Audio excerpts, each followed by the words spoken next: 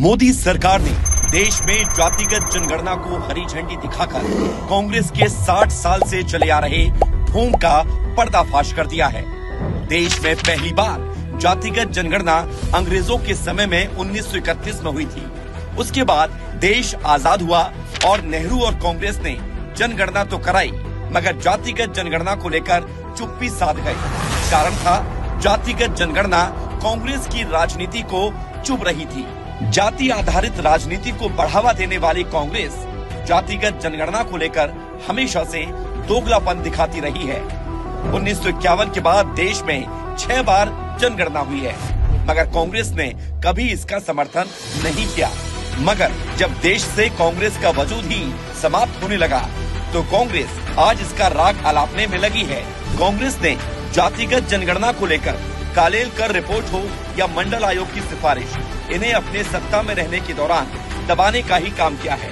वहीं सबको पता है कि जातिगत जनगणना कराना केंद्र के अधिकार क्षेत्र का मामला है, मगर कांग्रेस ने जानबूझकर कर्नाटक और तेलंगाना में जातिगत जनगणना को चुनावी टूल के रूप में उपयोग अपने राजनीतिक फायदे के लिए किया।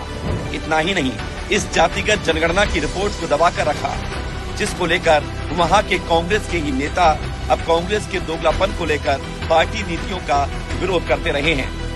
कांग्रेस का इतिहास ही हमेशा से एसटी, एससी और ओबीसी वर्ग की उपेक्षा करने का रहा है। बाबा साहेब भीमराव अंबेडकर हों या कांग्रेस के पूर्व अध्यक्ष रहे सीताराम केसरी, कांग्रेस ने दोनों को दरकिनार करने में कोई कोर कसर नहीं छोड़ी।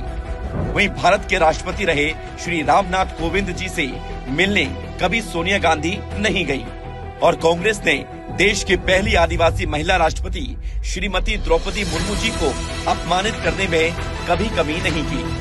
कांग्रेस हमेशा से डरती रही कि जातिगत जनगणना कराने से उसे पिछड़ा वर्ग, दलित और आदिवासियों का साथ नहीं मिलेगा। साथ ही मुस्लिम तुष्टीकरण की उसकी नीति भी फेल हो जाएगी।